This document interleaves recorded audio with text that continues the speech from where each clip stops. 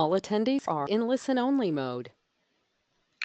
Welcome everyone. Thank you for attending today's webcast, Getting Started with Autodesk Inventor iLogic. Our presenter today is Forrest Judd, Solutions Engineer with Hagerman Company. Before we get started, I want to let you know that you are in listen-only mode. If you have questions during the presentation, you may type them into the question panel on the right-hand side of your screen, and they will be addressed at the end of the presentation.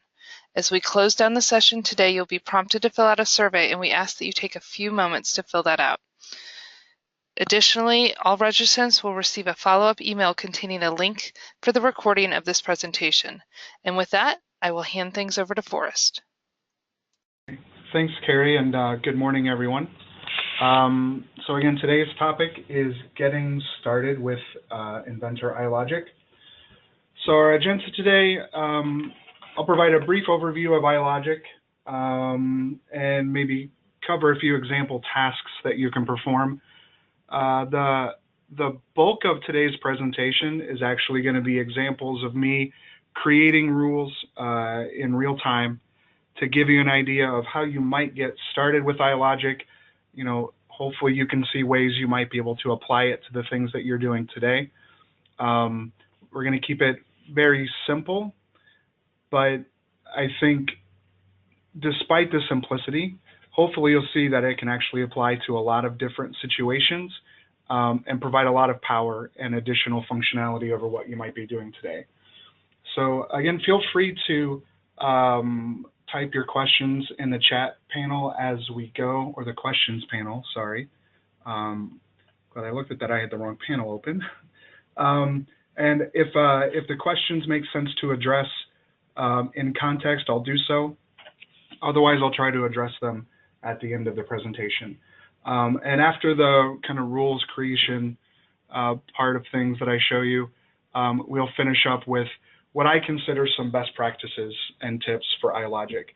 You know, I did some digging around online to see if there was like a tome of best practices for iLogic, and I didn't really find like some massive collection. So I just came up with some things that I've come across over the years, and some problems I've seen, some successes I've seen, and pulled from that some tips and some what I consider best practices. Let's start with an overview of iLogic. I'm not sure how many of you are aware of what iLogic is. I talk to a lot of customers that have heard of it. They're not entirely sure what it is. Maybe a little bit put off by it because it's like kind of a programming language or something like that. So one of the reasons I wanted to do this webcast getting started was I did a webcast about Inventor automation last summer, and I really kind of got into pretty high level stuff, and then I realized, well, a lot of people may not even know what iLogic is or know what it's good for. So that's why we're doing this today. But iLogic, it essentially just adds an additional layer of intelligence over our existing designs, right? Because if you've been using Inventor for a while, you hopefully have gotten into the idea of parametric modeling, the idea of using, you know, equations maybe in your parameters, designing your components in such a way that, you know, when you change one parameter, maybe some other things can update. So you're really using parameters to, you know, explain your intent to Inventor so that you can make, you know, models that update effectively. And you can go a long way with equations and parameters, but when you can't quite get there with just equations and parameters, that's where iLogic can come in and be a huge help, right? So, and it does that by setting criteria on the model in the form of established rules. So a rule is just a collection of text. It is quote unquote code, but the complexity of that code really depends on what you need to do. And it could actually be very simple. The core of a lot of rules are simply just if-then statements. You know, if this parameter is some value, then do these other things. And these things can be a lot of different, you know, actions. You don't really need any programming knowledge to use the basics. When you get into the more advanced, functionality, we'll see, I kind of cheat toward the end of today's presentation. You'll see what is a fairly complex iLogic rule, to give you a sense of some things you can do. But if you don't know how to program, that's fine. You don't really need to program to use iLogic. If you can get down the basic concept of a conditional statement, like if X, then do Y and Z. Most people using Inventor can grasp that concept. You can go a long way with iLogic just with that basic idea. For those of you that do have programming experience, the syntax in iLogic rules is essentially based on VB. In fact, you can write straight VB code in iLogic rules, and so if you know how to code and you know anything about the Inventor API, iLogic rules actually provide a very convenient way of accessing the Inventor API without having to write an add-in and without having to rely on VBA, which I always consider its future questionable due to Microsoft. So some of the things that you can do with iLogic, you can control model and user parameter values. So your rules can set those values. They can also query those values. You can activate part or assembly features, suppress or unsuppress a fillet, for example. You can suppress or unsuppress assembly components. That's how we end up with assembly configurations. You can also manipulate assembly constraints. So if your configuration involves parts appearing or disappearing from the model, that's one thing. If your configuration involves things changing positions, you could use positional representations to maybe sort of display a little bit of that to explore it. But iLogic is great for actually maybe suppressing or unsuppressing specific constraints in the master positional representation so that you end up with like an official configuration. It's a bit more, I think it's a bit more robust than, say, just using positional representations. The real key to a lot of this is performing multiple operations based on a single user input. So if a user sets one parameter value or presses one button in an iLogic form, a lot of different things can happen. You can set, and we'll see an example of, several components, appearing or disappearing when we, make a choice for a certain style, for example. And with parameters and equations alone, if you try to do that sort of thing, you've got to have everything try to tie to parameters. And, we technically can have conditional suppression of features in Inventor already. So I'm not sure if you're aware of this. This is something we've had for a long time. This conditional suppression, if a parameter is above, below, or equal to a certain value, you could suppress this. And so, some very basic sort of behavior can be built in just with our features. I will say too that this is a whole lot less visible than creating an iLogic rule to do the same thing. Someone may be thoroughly confused if when they change a parameter value, a feature just turns itself off because you've added this conditional suppression at the feature level. Whereas if you write a rule to do that, the rule will be on the iLogic panel, and they'll be able to explore that and, like in plain text, essentially see what criteria you were trying to apply to the model. Another big one is performing checks in the model. You can do this like in iParts with a custom parameter column. You can put limits so that if someone tries to provide a value that's too low or too high, you can't do that. You get a message like that. iLogic is really good if you've got sort of a standard design or a part that you always start out a certain way, but then it gets customized from job to job. If, especially in fragile models, and I think this is a good example, I've got some fairly complex geometry here that if I go too crazy with changing parameter values, it's going to break the whole model. And so I can actually use iLogic to put limits on parameters such that if a user provides a value that's outside the range that is expected, they can get a warning saying you can't do that. And also you can prevent the model from blowing up by setting the parameter value to like maybe the minimum bound or the maximum bound. We'll see an example of that as well. Updating material and property information.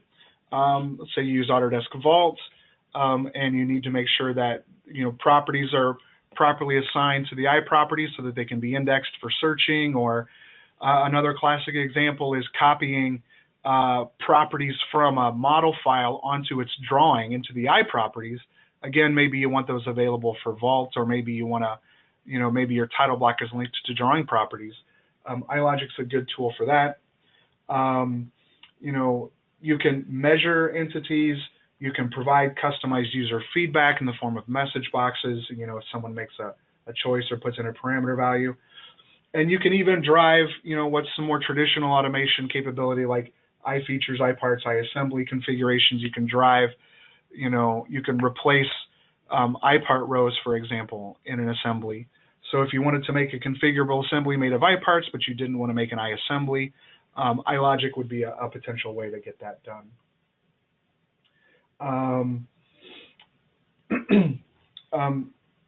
You can run rules from other rules. So if you've got a complex situation where if something happens, you need one rule to execute, something else happens, you need another rule to execute. You can have that sort of hierarchical structure if you need.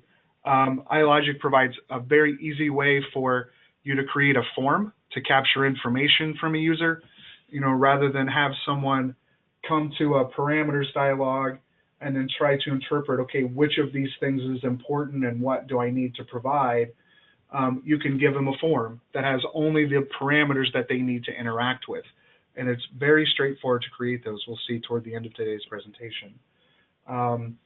When it comes to drawings, you can control the drawing size, the border that's applied, the title block information, where the views happen to be, and their size.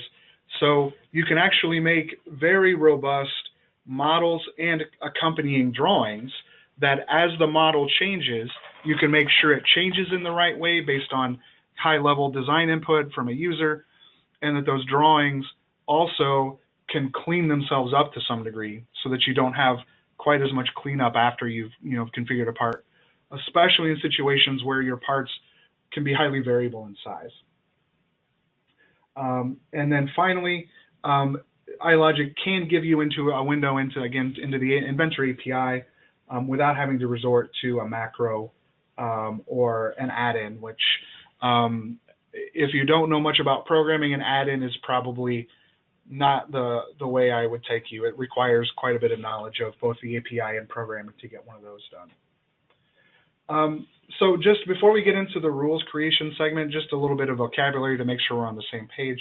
The term rule is a unit of iLogic code that executes either on demand as a result of a parameter value change or in response to a software event.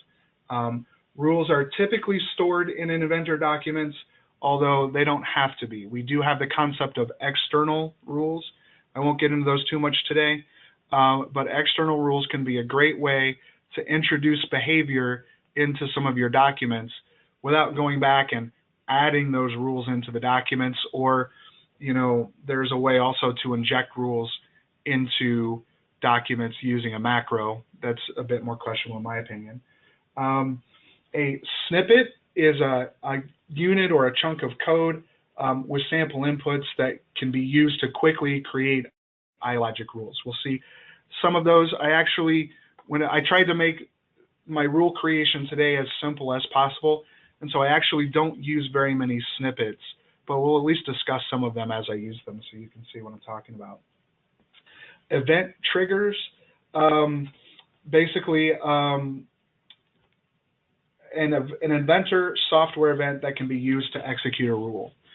So for example, if I want to make sure that my properties are up to date, and I'm only doing property manipulation, there's no parameter that I can necessarily use to automatically run that rule. However, I can make that rule run right before the documents get saved. So the document's in memory, some things have changed. I can set it up to where when I hit the save button, right before the file actually saves, my rule runs, updates the properties, and that way I can be sure that the property update gets captured to what I saved on disk. That's a really common one. But also part geometry change, drawing view change, there are several different events we can capture.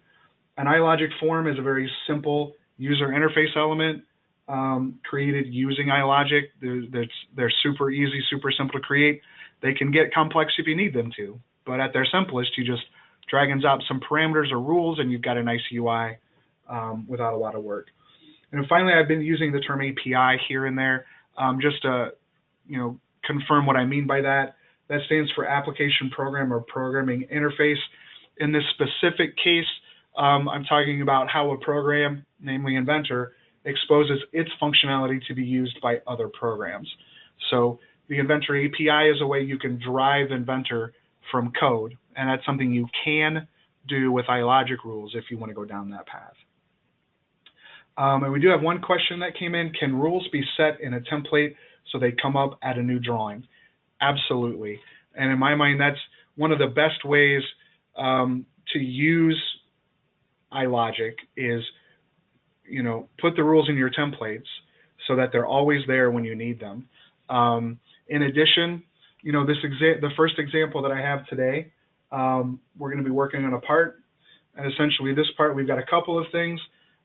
We've got some variants of this part that I'm working on based on duty type. And we also want to make sure that when a user goes to change some specific parameters, they don't do something that's going to break the part. And so a good example would be in a case like this, let's say this is a part, we make a lot of these, but we customize them per customer application every time. So we always start with a basic either light, medium, or heavy duty version of the part, and that determines how many spokes we have. It determines maybe the thickness of the central hub, the idea of the central hub. There are various things that change versus for light, medium, and heavy duty. And we want to make it very easy for someone to pick a duty type, maybe pick, in this case, whether it's for a clean room installation or not, and then take that as a basis to then customize it for that specific customer need.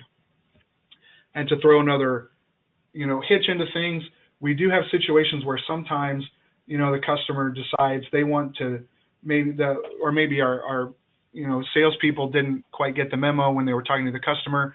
We run into a lot of situations for some reason where we end up changing the duty type midstream. So we may put some customizations on the model and the customer says, actually, no, that was medium duty, not heavy duty. Well, do you start over, right?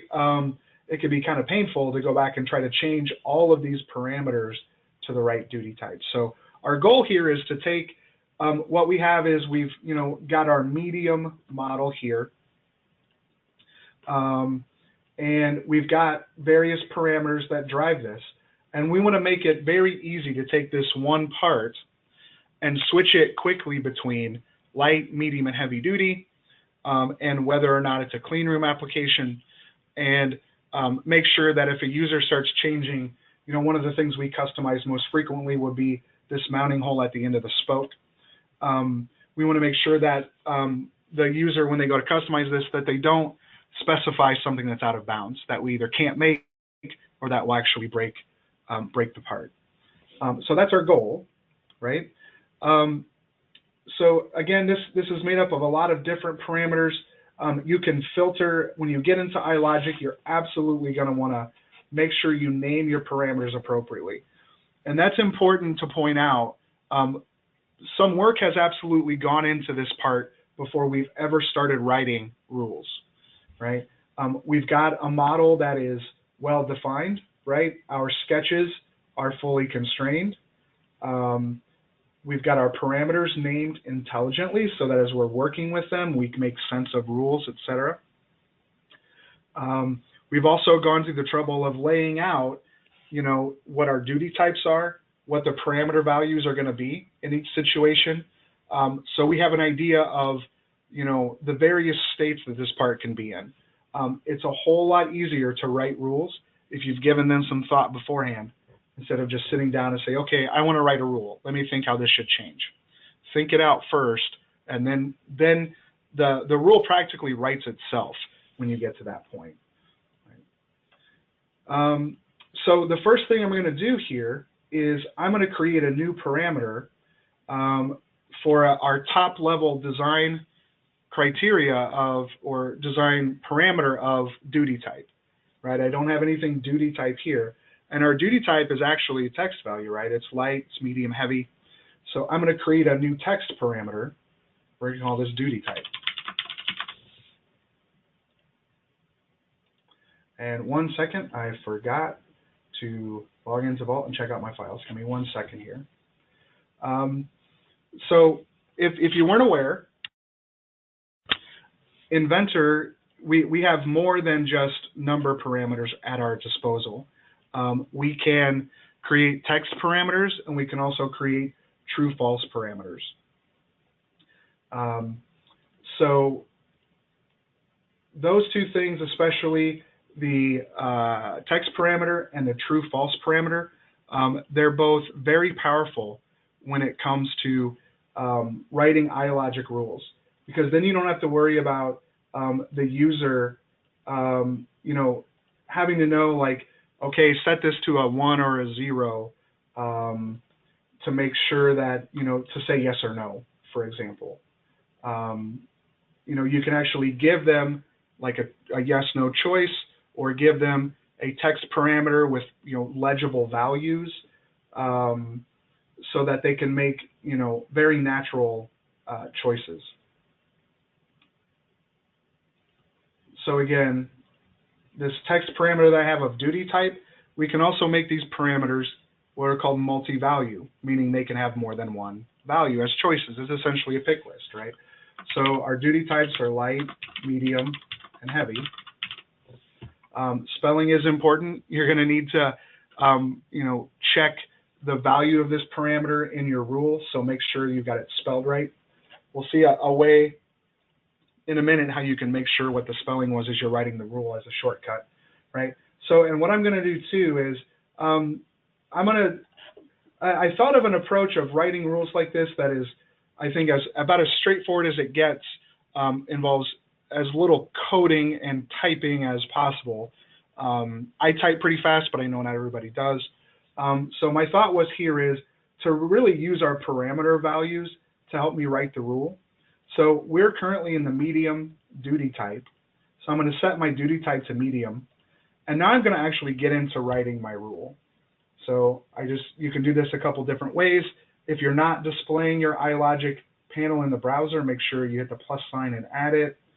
And then on the Manage tab, you can actually add a rule here. Or on the iLogic panel, you can right-click, Add Rule, and every rule's got to have a name.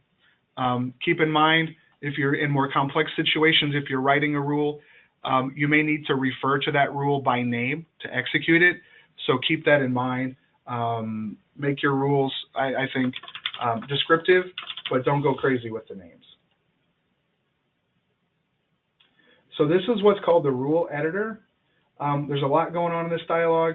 In the bottom middle here, this is where the text of our rule is. So we'll say, for example, if duty type is medium, then do some things, right? On the left side, we have what are called our snippets. When you're getting started with iLogic, if you're going beyond just setting parameter values and if-then statements, if you need to get into more complex behavior, this is where I would start. And this is arranged largely based on like the thing that you want to do something to, right? So I want to do something to a feature. If I expand features, okay, I want to say whether the feature is active or not. I want to change the color of the feature. I want to change the thread designation, for example, or I want to update the part number iProperty. iProperties, part number, all right? And if you double click on one of these snippets, some code will appear in the window. And this is essentially how I get access to, for example, the part number iProperty. And this is where I could either set it, so the part number equals Bob, or I could check against it, right? So I could say, if the part number is something, then do this, right? So this is just the value of the part number property. Up here, we have access to all of the features in our model, all of our user and model parameters. And this is a great way to get started with iLogic, because I know, for example, in my case, for our medium duty, our light duty, or heavy duty, what I really need to do is I need to change the value of a bunch of model parameters, right? We know that for medium duty, these are our parameter values. For heavy duty, these are the values. So all I really need to do is say, if the duty type is medium, then all of these parameters, most of my named ones, have these values, and so on. There's some little shortcuts here across the top of the text window too, so I can hit this button and right away the syntax that I need for my if-then statement is put in. Anything in brown like this is something, it's part of the default text that I need to put my actual criteria in. So, I think this is pretty straightforward. If my duty type, I can come up here and double click on duty type so I don't have to type it in and don't type it wrong. If duty type equals medium, then we'll do something. Now I did have to type in the word medium, but if you've got maybe complex choices or you want to make sure you get it spelled exactly right, you can always right click and capture current state. And this is where all of the values of that multi-value parameter are, and you can just copy and paste to get the text exactly right. So if you're working with a lot of values in a list and you can't remember exactly how you spelled them all, this is a great way to get access to them just quickly to copy and paste, right? So, but essentially all we're doing is saying if duty type is medium, then we need to make sure that all of these parameters have the appropriate value. I'm just going off of my spreadsheet I have off the screen here. So we need to make sure our hub diameter is 2. And notice as I right click and capture current state, it's putting in the parameter and setting the value. So we need our spoke arc radius and first arc length, our thickness, our pocket length and radius, and then our number of spokes. So just by right click and capture current state, I'm able to get all of the parameters just like that. Now, a quick note about units. Notice how it included the unit string for all of these. You don't necessarily have to include units when you're assigning a parameter value like this. If you don't, iLogic is going to assume your current document units. So always keep that in mind. Be really careful. If you're in a situation where your document units change frequently for whatever reason, like in some cases you want to do something in centimeters or millimeters versus inches or see it that way, your rules really need to include the unit string. Otherwise, if you always only ever work in inches, I would say it's less important. But ultimately what this does now is if the duty type is set to medium, and the fact that you see the parameters here in blue, if any of these parameter values change for whatever reason, this rule will execute automatically, and it'll do whatever the rule text says. So if the duty type is medium, then if I go and try to change a parameter value, say the hub diameter to 2.5, I've typed in 2.5. When I hit enter, notice it stayed at 2. That's because my rule executed. Because my duty type is medium, it set the hub diameter on me to 2 inches. Right? So that's what it's going to do. So if I set the duty type to heavy, and I set this to 2.5, the model changed. As soon as I set this back to medium, we go back to our original diameter. So it's pretty straightforward, right? Now we're going to now do our heavy version. And to do this, I'm going to set the duty type to heavy. That way my rule doesn't overwrite my changes as I do this. And then I'm just going to quickly, again, use my spreadsheet that I had everything laid out to go and set all of the appropriate values for our heavy duty type. 0.5, let's see, just kind of going down the list here. Almost done. This is 3/4 and so on. Right. So There we go. And we have 4 spokes.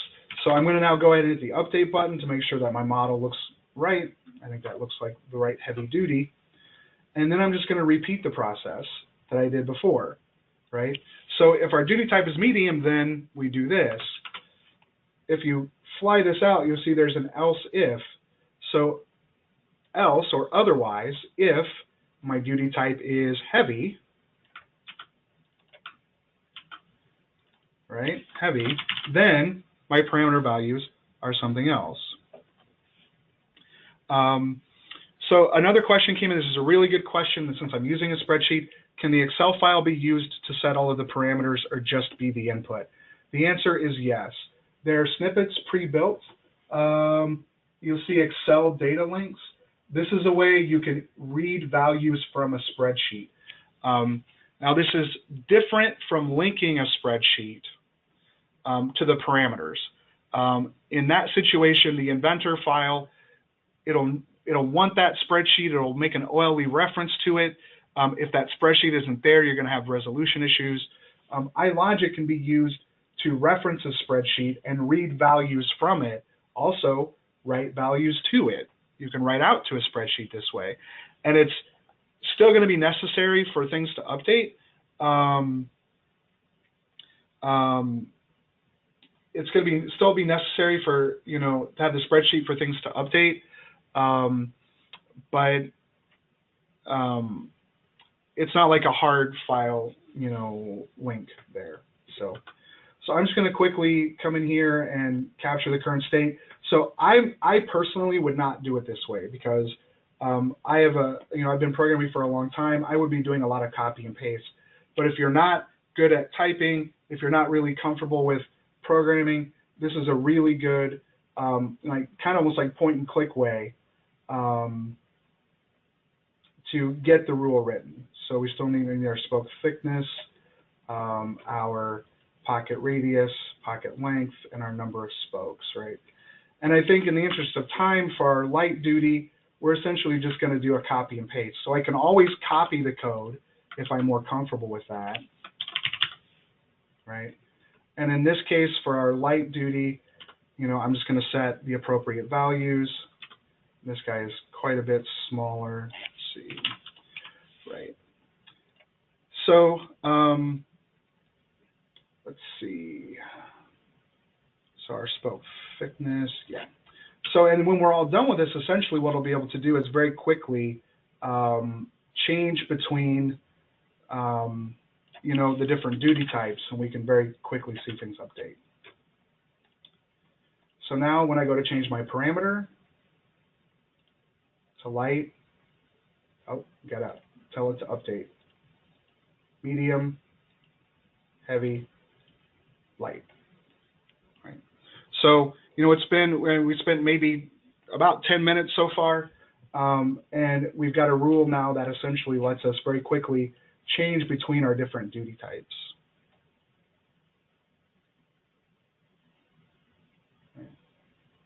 Okay.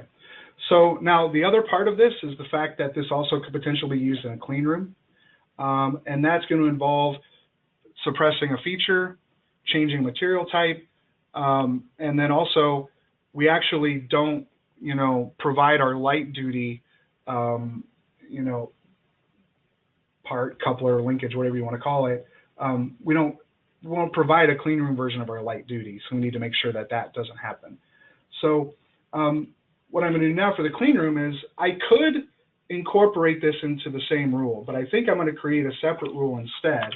Now, whether it's in the same rule or a different rule, I'm sure there are situations where you absolutely want them to be different rules.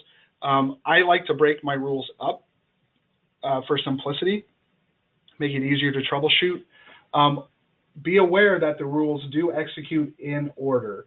So if you've got some rules that are dependent upon values, you need to make sure that things are happening in the right order. Also, if you ever actually do use variables, we won't get into that too much today, but your variables only have scope within a given rule. That's the scope that they live in. So there's no concept of a global variable across all rules.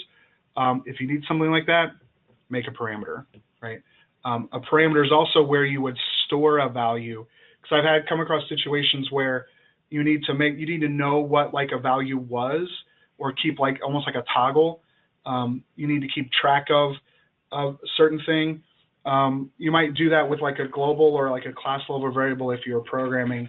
An Inventor, a parameter is a really good candidate for something like that. So for our clean room, the clean room version of this is pretty simple. Our pocket extrusion needs to be suppressed. And so in that case, all we need to do is, well, first we need to make a parameter for that, right? Again, in this case, I'm going to use a true false, right? Because it's either a clean room application or not, right? And we'll say for now it's false. And you know, by default, it's only true false, so you don't have to set up any sort of list here. And for our clean room rule, what we need to do is say if, right? So get our if statement then. If clean room equals true, then actually let's start with false first, because that's where we are. Clean room equals false. Then we can capture the current state of our extrusion feature. Now this is going to grab several things. It's going to grab whether or not the feature is active, and also all of the parameters that are related to it, which can be very helpful if you're trying to do something to a specific feature. I think it's really nice. I could also instead have gone over to my snippets and gone to features, double click is active, and then replace feature name with the name of pocket extrusion. So the way I can capture that name without typing it, select the feature, go to the names tab up here and double click, and that's going to give me access. And this is just a true false. So if we're in a clean room situation, our extrusion should be there, right? And in this case, in the interest of time, I'm going to go ahead and do the material property as well. There are material properties here, somewhere, material. And this we just set to the text name of the material. So on the iProperties tab, on the physical iProperties dialog, on the physical tab, the material definition, the name that's in that dropdown is what you would type in here, right? And I captured that on my spreadsheet as well. So in this case, if it's false, then do this. Otherwise, in any other case, it must be true. And in that case, we can actually just copy and paste this data. And this is going to be our material 316LSS. And now, when we switch between clean room or not, it might be kind of hard to tell through the web meeting, but the material does change, and our pocket appears or disappears.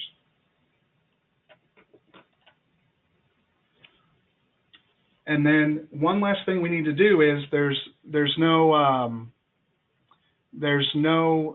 light duty version of this. So what we need to do is, if we're in a clean room application, and if, so we can nest these if statements, which is very powerful, right? And if our duty type is light, then what we need to do is we need to give the user a message. So we're checking a parameter value here. There's a message box snippet that basically lets us say a message, light duty is not available for clean rooms. And then what we'll also do is, because the user has set a parameter and it's not valid, we're going to set the duty type back to medium, right? So we're going to do that, and then we just say duty type equals medium. So what this does now is, if the user picked an invalid choice, it's going to warn them about it and then fix the problem. So now if I choose to set light duty, I get a box, you can't do that, and it sets the type back to medium. There we go. Right, so if I was in light duty and I say I really need this to be a clean room application, I get the message and it sets the type to medium. So we've checked user input we've validated user input, we've responded to a problem, and then, you know, the question that someone asked now about half an hour ago, what about putting this into a template? Now what I could do is actually save this as a template, and then I can start new files based off of this, and start with this geometry, make the initial choices, and then do my customization. So I don't have to hunt for this in Vault. I don't have to copy it from some other folder. It's just saved as a template, and there we go. Right. And so now if I go to start a new file based on my linkage,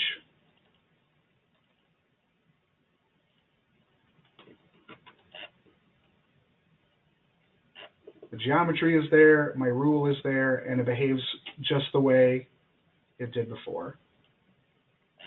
So it's an incredibly powerful way to get a really good start on designs that start at a certain point and then need to be customized.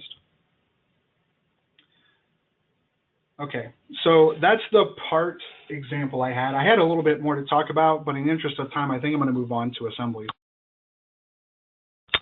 And I'm going to move through this a little more quickly because I want to make sure we actually get through it all. So what I have here is I have a bike assembly. It's not particularly detailed. I created this specifically for this example. But the situation we have for our bike assembly is we've got two different possible iterations. We've got a racing version and a casual version, and we also need to make sure that we can update the color based on, you know, the customer choice, right? So we're going to create a couple of rules to do that. And I'm going to go through pretty quickly.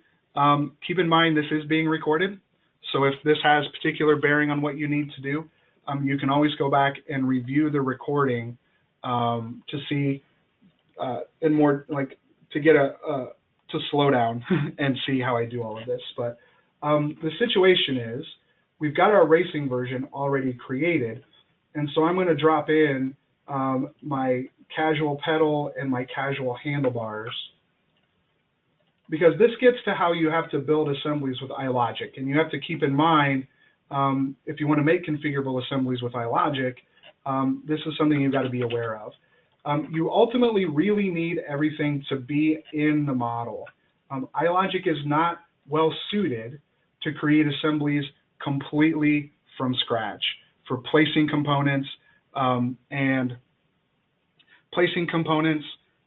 constraining them.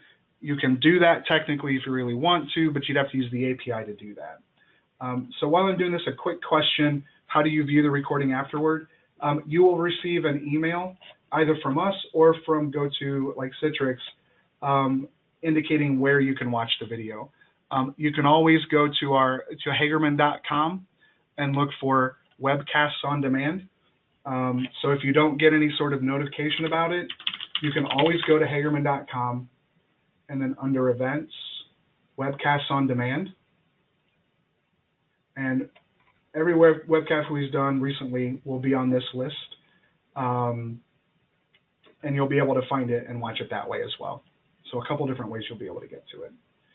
So I'm going to put on the handlebar, and I'm not going to put on all of the constraints for now. I just want to make sure we have plenty of time to get to the end of this. But again, essentially what I'm doing is I'm assembling all the different versions of this, at least all of the components that might be present. All right. So now I've got the casual version, I have the racing version, and what I really need to do is suppress or unsuppress the components to build it out. Now I could turn the visibility on or off, but that's just visual. It doesn't impact my bill of materials. And in fact, even if I use, you know, a level of detail and suppress the components, that doesn't affect my BOM either, right? But iLogic does a couple of things to make all of that work out. So I'm going to, again, add another text parameter for our style, just like we did in our part. So this is all very similar to how we did it in a part, right? We add a parameter for our user selection. And another thing that's very important when you're working with assemblies in iLogic, when we're working in assemblies, we're very often referencing components by their occurrence name. The occurrence name is what this specific assembly calls, for example, the racing handlebars. This part, this name here is the assembly occurrence name.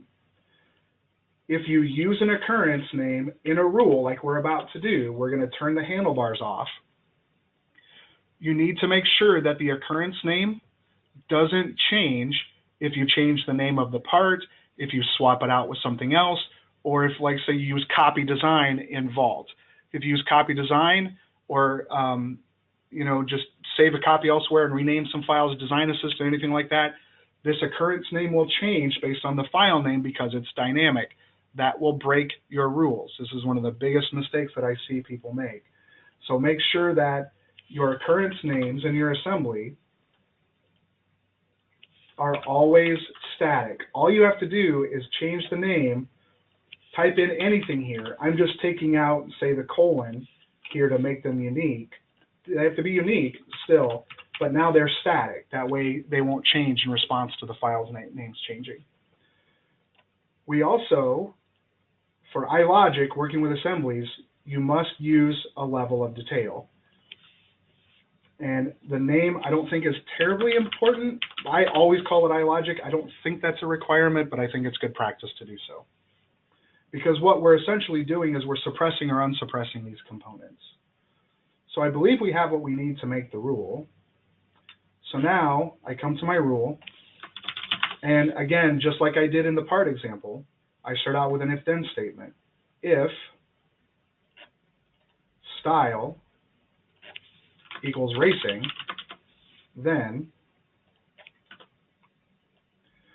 and we can just capture the current state of our racing elements, pedal. So what this is doing is this is capturing whether or not the component is active. And we'll do that for our casual components as well. And essentially, if it's racing, our casual components are not active, right? And I think as a good practice, we'll still do an else if. That way, if we add another style later on, it also makes it a little more clear which choice is which. But then I can just copy and paste and revert this, right? So these need to be true, and these need to be false. So all I really did there was say, flip them. In the racing situation, the casual stuff is not active, the racing is active, and vice versa. And it actually did just update there. So now what we can see is casual versus racing, our pedals change, and our handlebars change. And that does two things. One, it does suppression, but it also sets their BOM state to reference. That way they also don't show on the bill of materials when you suppress them. So this is a way you can actually get an assembly with an accurate BOM based on what's actually there, which is very cool. And then the last thing we're going to do in our assembly is we want to make sure we can drive the color. Now in this case, we've got our frame and our fork. I had intended to give another example of controlling the part based off of a part rule to change the color. I'm going to do that here very quickly just so we can see the behavior. But essentially, we need a color parameter, right, for our various colors. And I think we'll just do 3 of them right now: blue, red, and white. And a couple things need to happen based on that choice. And I'm in the bike frame now, right? So if our color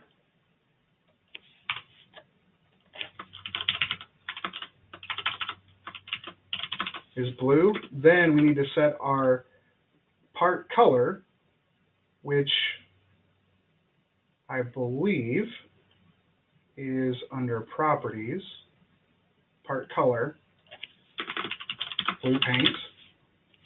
And then we can do else if. Now there's another construct I was going to show you, but in the interest of time, there's something called select case, which lets you sort of simplify this arrangement. And then we're also doing white. So a couple things need to happen when we're changing the color. We need to change the color of the parts, but also our emboss, our decal. If we change our color, so on blue and red, it looks okay.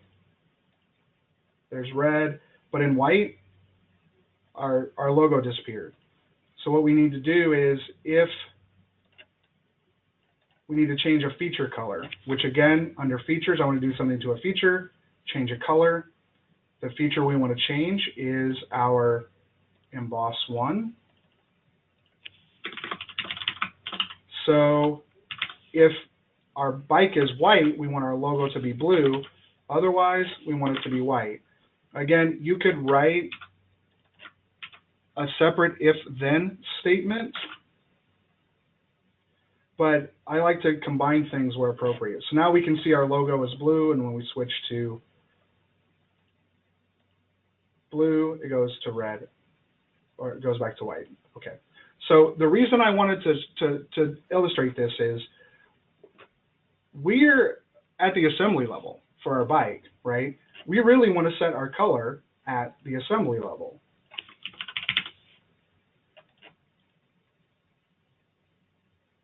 Right? So we want to be able to do red, blue, or white at the assembly level. This is a very powerful capability of iLogic. We can actually set parameter values in parts at the assembly level. So my bike frame here, I can actually get to my user parameter, and this will let me set the color of my bike frame. And really all I need to do, since my color values are the same, all I need to do is set it equal to the color that I've selected in the assembly. And the same thing with our fork.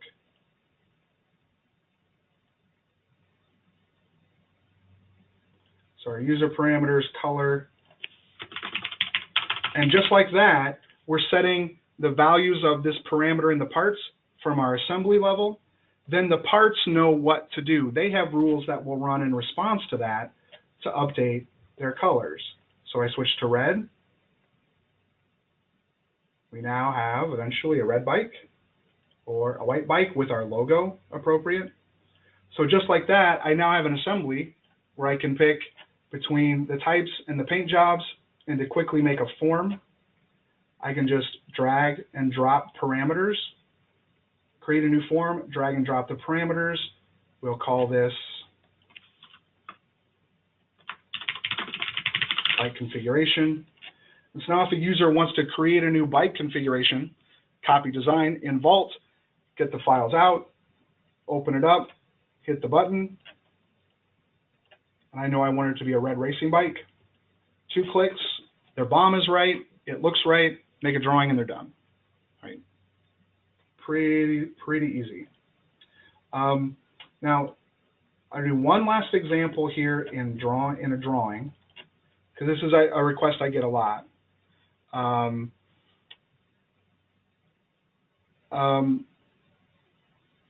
Making a PDF.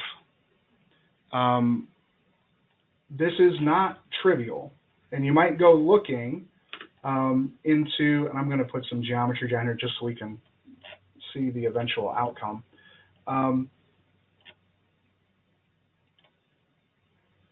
But this is not necessarily a trivial undertaking to make a PDF from a drawing, right? I could add a rule, and I could go looking through my snippets, and if I start really exploring, I could see, oh, look, I could publish a DWF. Well, that's pretty similar to a PDF, but when you double click, there's a lot of stuff going on there. And if you don't know what this is, it's very intimidating, right? What about maybe a step file? That's also kind of close. Again, there's a lot going on here. If you really dig into this, creating a PDF is pretty similar, but it's not exactly the same. So if there's ever something I really want to do in iLogic, I'm not quite sure how to do it, what I do is I go to Google. So I want to save a drawing as a PDF using iLogic. And if we look at here, I see, oh, here's something, PDF iLogic. And if I look, I can see someone, they had something working before in 2018, it's not working anymore, and scroll down, and lo and behold, here's a whole chunk of code that I could potentially copy and paste.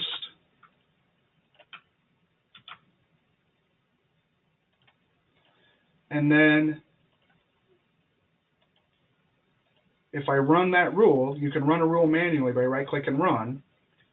I didn't get any errors. See, oh, there's part one, and there we go, it worked. So just like that, I can make PDFs of my drawings, right? Now, this isn't going to run on its own. There are no parameters in there. So what I can do is I can actually set this to run in response to an event. And what this could be is in response to the before save event. What that's going to do is if I make an adjustment, say like I add a dimension, it's going to make sure that when I save this file, right before I save it, it's going to create the PDF. So now if I go, all I did was hit the save button. I go look at my part, and the dimensions are there.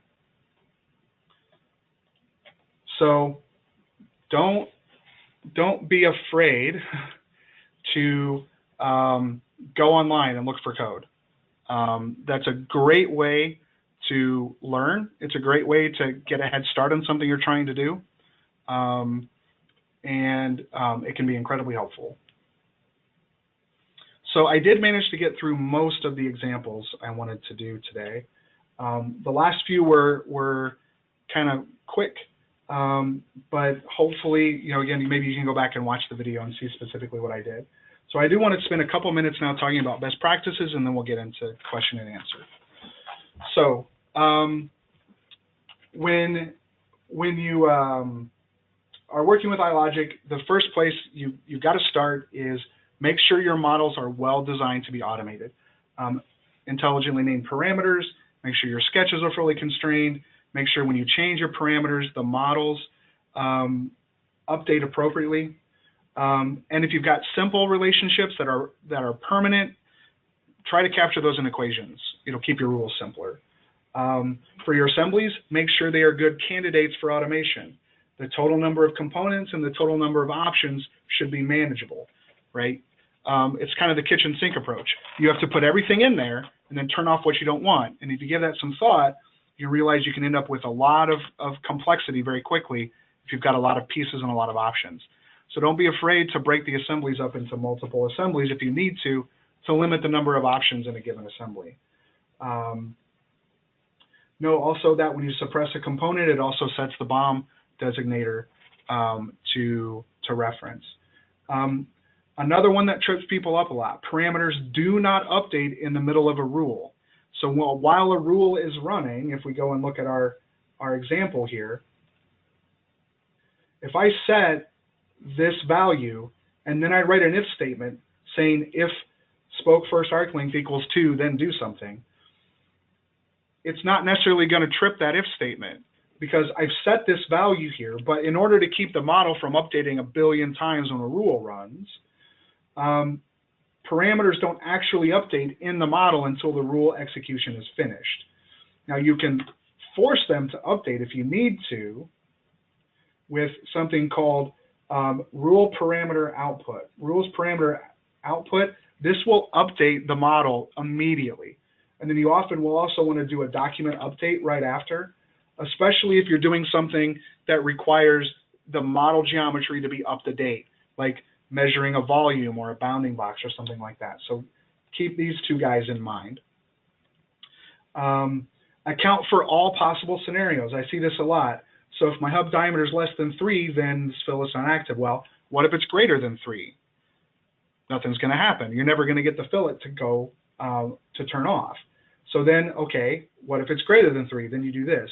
Well, what if it's exactly 3?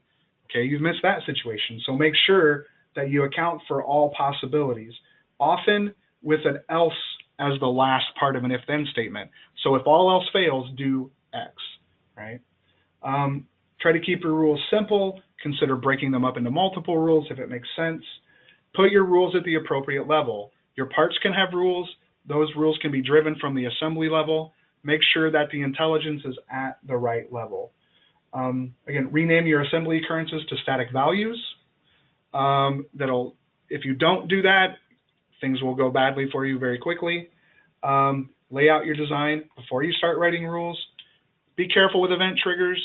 That rule will fire every time that event happens. So if you've got some crazy thing that happens right before you save a document, it takes 30 seconds. If someone is save happy, they're going to be waiting 30 seconds every time they hit the save button. So be aware of that. Get comfortable with the message box function. There's no debug mode, so message boxes can be helpful for debug. Look for code examples online to value example. Consider thanking the author if you can. This is the person who provided the code for us. Typically, if you put code on a forum, someone's going to grab it. But consider thanking the person whose code you borrowed if they helped you out. It's just, be a good citizen. And finally, what I didn't do today in the interest of time, but you really need to do in production, make sure and comment your code. If anybody's responsible for helping you manage or maintain the rules, or if just for your own sake, if you need to come back 6 months later and figure out what did I do here, put comments in your code. It will help everybody. Okay. For more information, YouTube, there are literally thousands of videos. If you search for Inventor iLogic, the Autodesk Inventor Customization Forum is a great resource. And here at Hagerman, we can also help you out. We have standard training classes. We can do customized training. We can do assistance with projects and mentoring, right? There are a lot of different ways we can help you get on your way with iLogic. And finally, before I take questions, I do just want to mention quickly, if you have any sort of needs in terms of document management, you need Vault, or maybe you need a more general system. If you've got simulation needs, a lot of people have switched to the product design collection, which includes Naz-Train and CAD. If you want to kind of get into that, but you're not sure how, we can absolutely help you with that. So if you need document management or help with simulation, let your Hagerman account manager know, and they'll absolutely do what they can to help. And with that, we'll move on to some questions that I did not address. So a few have come in. Can you activate a specific level of detail from iLogic? When it gets into can you do X with iLogic, the answer is almost always yes, if you can also do it via the API, because in worst case, you can use the API to do it. Now, I'm not sure if there's a snippet to do that. So these snippets often involve iLogic functions. So this is an iLogic function. That's not an Inventor API call. That's an iLogic function that someone wrote that abstracts away a bunch of API calls. So the question is there a snippet or an iLogic function to activate a specific level of detail? Off the top of my head, I don't think there is. I would expect it would be in documents or in components maybe, and I don't see it here. But it should be pretty obvious if you look through the list of snippets. If you don't see like something to make a level of detail active, there's probably no snippet for it. So then what you do is you go to the programming help and you look for level of detail, and you hope and pray that there is an example of how to activate a level of detail. And if you look through here, I don't see any samples, but if you're into programming at all, you could figure out from this how to activate it. So it looks like probably with a couple of lines of API code, you could use an iLogic rule to activate a specific level of detail, yes. Okay. Another question here, how do you create a new part number for each variant? That's a really good question. You could, there are a couple different ways depending on how you drive things. If it's an intelligent part number and it depends solely on the parameters, what you would do is you could add a rule that would create a part number based on the parameters. So you could say iProperties part number equals something like hub diameter, and then the ampersand is how you add these guys together, and then maybe the web thickness. I'm just using some examples here, right? And then the spoke ID, right? That should work.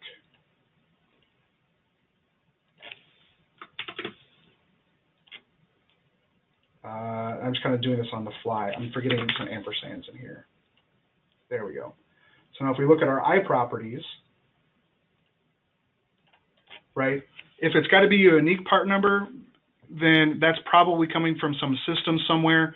That's going to be trickier. You'd have to create a rule that somehow access that system. It's not impossible. You have access to the .NET API from here. If there's a spreadsheet driving things, that's easier. Otherwise, I would consider using Vault and copy design. So if you have like Vault Workgroup or Vault Professional, that can give you a new file name, which would serve as the part number, and then you manipulate it as necessary. So another question, can you set item suppression based on material or appearance, i.e. if material equals glass or appearance equals spandrel? That's a good question. You should be able to. So if you had a rule in a part, worst case, if you had a rule in a part that updated a parameter that said what the material was, if we can't access the material of the part from the assembly, then you could gauge that part material, worst case, on a parameter value, and then that would let you suppress it. So the if statement would be if,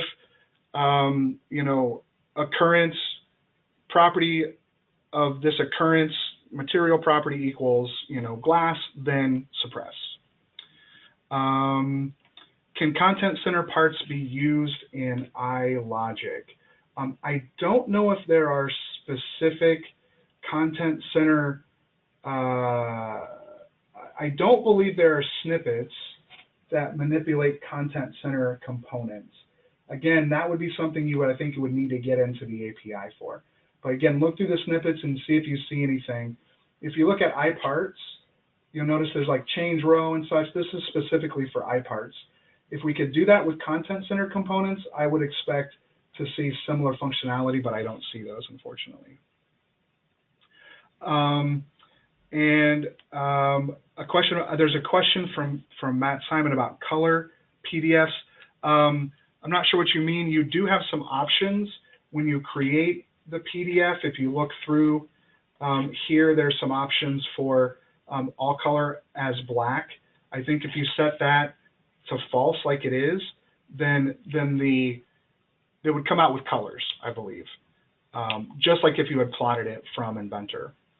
And then finally, can you password protect a rule?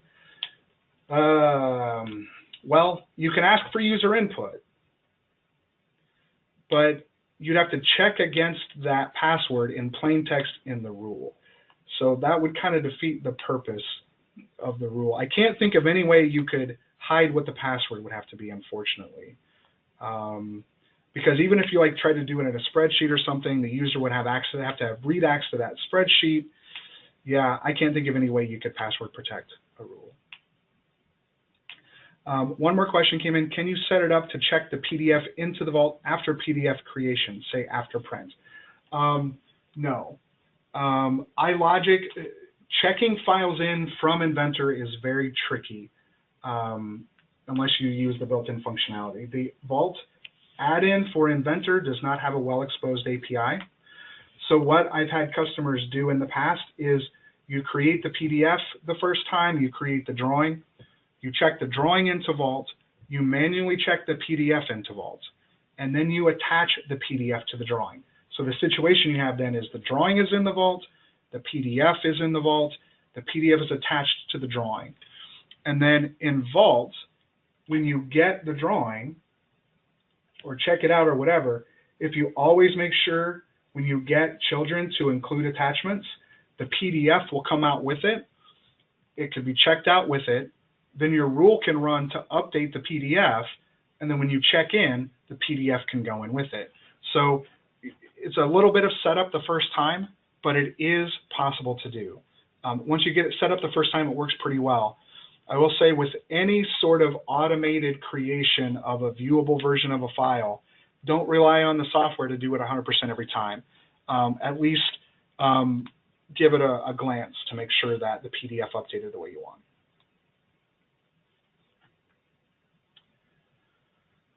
Okay, and I think that addresses all of the questions for the people that are still here.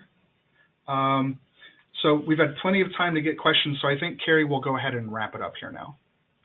Great, thanks, Forrest. This will conclude our broadcast. If you have any additional questions, simply reply to the confirmation or reminder email that you received from GoToWebinar, and we can route those to the appropriate parties to get those questions answered. Once again, if you could take a few moments to answer the short survey, we would appreciate it. It will automatically appear when you close down the session. Thank you for attending today's webcast, and have a great day.